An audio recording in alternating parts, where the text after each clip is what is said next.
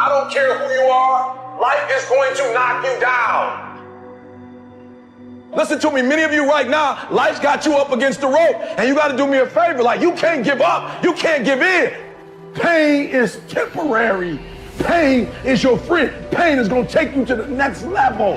When you going through pain, I know what you feeling. I know exactly, because I've been there. I've done that. But you got to work through it.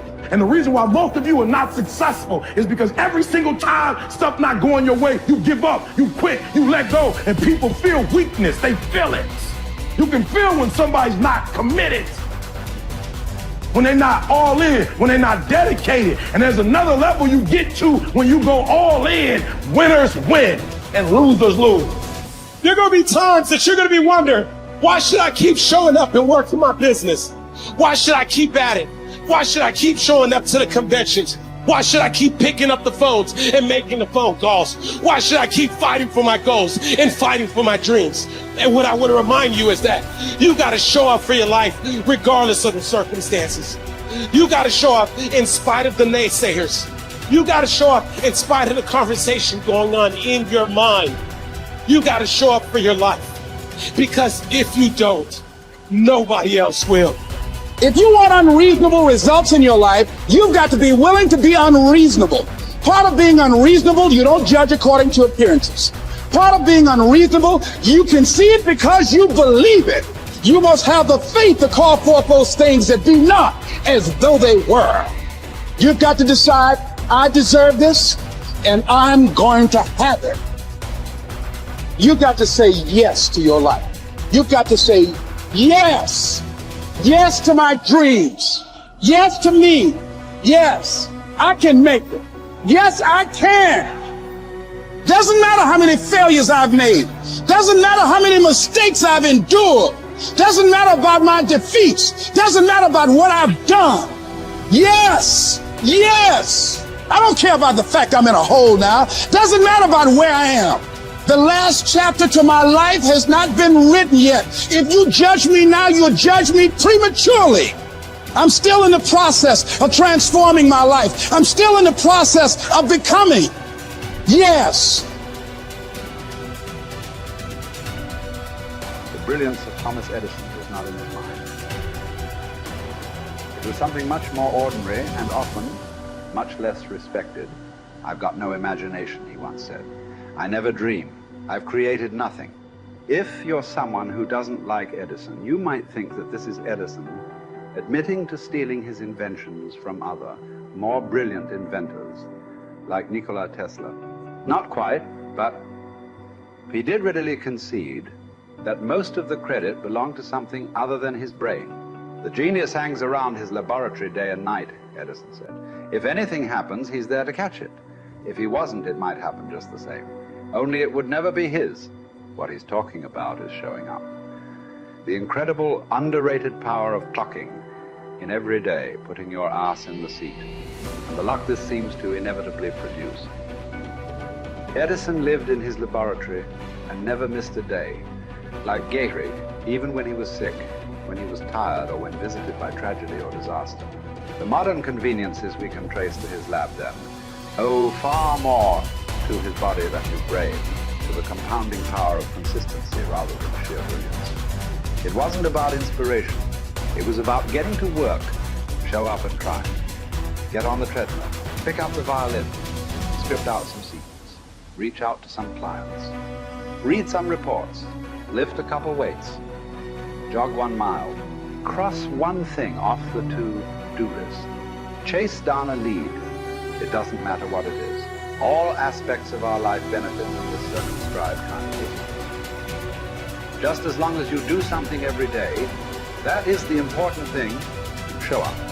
When you're tired, when you don't have to, even if you have an excuse, even if you're busy, even if you won't get recognized for it, even if it's been kicking your ass lately, once something is done, you can build on it. Once you get started, momentum can grow. When you show up, you can get lucky. Is this still hard? Yes.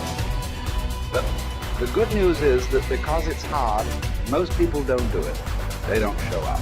They can't even do one tiny thing a day. So yes, you're alone out there on the track in the rain. You're the only one responding on Christmas. But having the lead is, by definition, a little lonely. This is also why it's quiet in the morning. You have the opportunities all to yourself. Don't worry about setting any records. Just report for duty. No excuses. And here's the irony. This is also a way to break records. Consistency is a superpower. Day to day, willpower is incredibly rare. Lowell Gettrig was a solid position player and a good hitter. But his success really was rooted in the fact that he didn't miss many days of work. It's quite likely that had he continued at his normal pace and not been stricken with Arles, that he would have put up career numbers that surpassed Babe Ruth. Gettrig wasn't just able to show up despite injuries and fatigue. He also had to push through ennui, doubt, and just plain not feeling it. He had slumps like we all do, but he also understood what they meant. As a minor leaguer, he had struggled at the plate and thought about quitting. The Yankees' owner sent down a scout to walk Gehrig through the very basic math of a batting average. A good hitter hits 300, and hitting 350 is terrific. Hitting 400 is almost unheard of.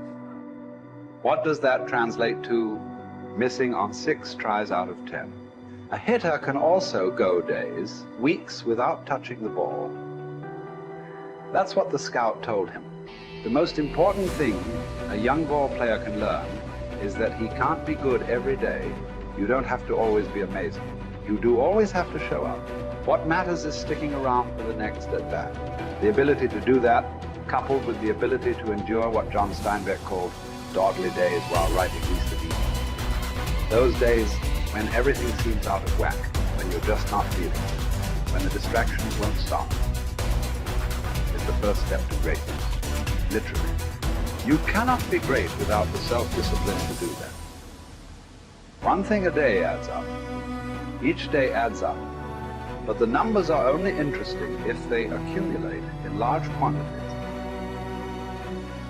You guys that are just getting started, you're not going to start right here. You're going to start down there, probably in another city, another town. I grew up in Lake Charles, Louisiana, no money, raised by a single mother. I was in debt at 25 years old. First thing that I had to do in my life was not learn a new skill. First thing I had to do to get my life moving in the right direction was self-development. It is vital. It was vital for me that I improved myself and I could start depending upon me. I had to show up every day with some rituals, some disciplines, and start getting myself to trust me, not trust others, but trust myself to do the right thing every day. One of the things that I started doing was beating the sun up every morning. I'm going to beat that sun up every morning so that I have the discipline and the control over my life. So I knew, hey, before that thing pops, I'm going to pop. I'm going to get out of bed, depend on myself, get up at the same time every day. And for me, that time, regardless of where I was beat that sun up. No matter where I am, I'm going to beat that thing up. So it gives me a sense of control over my own life. Second thing, I had to start cleaning up my life and my friends and my environment. When I was younger, between 15 and 25, I was doing crazy stuff in my life. Wasting my weekends. I have the saying, weekends are for the weak. I was drinking, fooling around with a bunch of bad things, bad people. At 25 years old, I cleaned it all up. Quit going to those places. Quit hanging out with people that did not have ethics and discipline in their life. I wanted to build something in my life. I wanted to become someone. And to do that, to become someone in the eyes of the world, just beating that sun up every morning gives me the sense of accomplishment that I did what I said I was going to do, that I woke up when I said I would wake up, and I start building respect for myself, start believing in myself so that I can go out into the world. And maybe today when I go into this meeting that I'm dressed for, they'll believe in me as much as I believe in me, and that'll show up in a contract, a deal, maybe even some money.